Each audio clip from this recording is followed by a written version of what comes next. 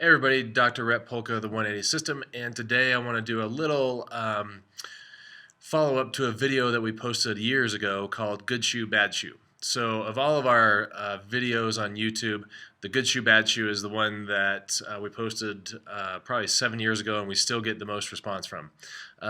We still get calls on a regular basis from people across the country asking, what kind of shoe should I wear? This is the problem that I have. What should I do?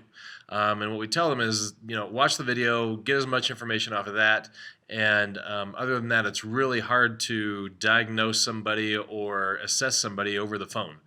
So unfortunately, we don't have a lot of practitioners across the country yet that are doing the 180 system, but we soon hope to change that through our courses that we are offering online.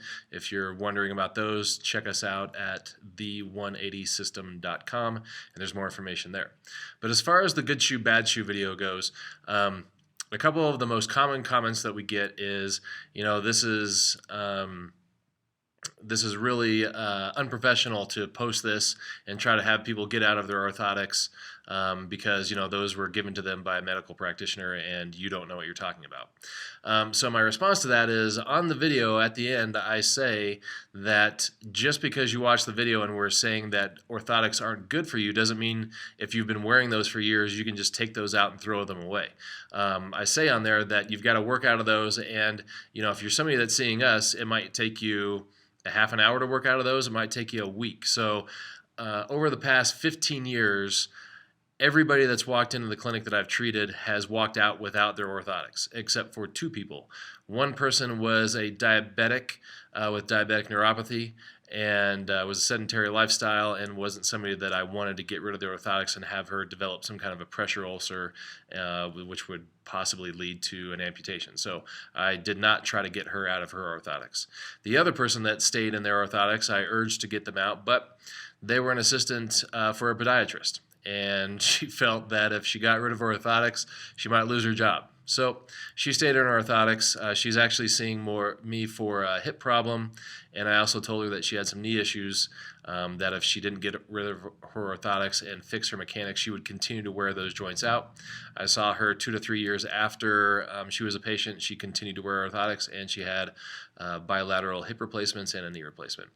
Now, I'm not saying that those happened because of their orthotics, and I couldn't guarantee that if she would have thrown away the orthotics that she could have avoided that, but it's my feeling that orthotics played a major role in speeding up the degradation of her joints and led to her joint replacements. It's funny that we get a lot of comments on there from people without medical backgrounds who follow the video, change their shoes, change their lifestyles, and do a great job. Whereas on the flip side, we get a lot of the medical community, mostly podiatrists, who make their living off of making orthotics, saying that it's irresponsible and that I don't know what I'm talking about. So I go back to the fact that if your feet weren't supposed to move, you wouldn't have been born with joints there. So somebody who comes in with plantar fasciitis as a 40-year-old who's never had plantar fasciitis before, that doesn't tell me that they need orthotics. That tells me that prior to this bout of plantar fasciitis, their foot was functioning normally, and it's my job and our job as medical experts to give them back what they had before as far as their mechanics went and as far as their neuromuscular facilitation and proprioception goes. So if you're in the same belief system as me and us at 180, as far as people don't need orthotics, what they need is experts who can retrain their biomechanics and their function. Please continue to watch our videos. There's going to be more coming up about how we get rid of orthotics. I'm hoping to actually shoot a video with a patient and show how we do what we do in order to get them out of orthotics, and not only get them out of those, but get them out of rigid shoes and get them to walk barefoot.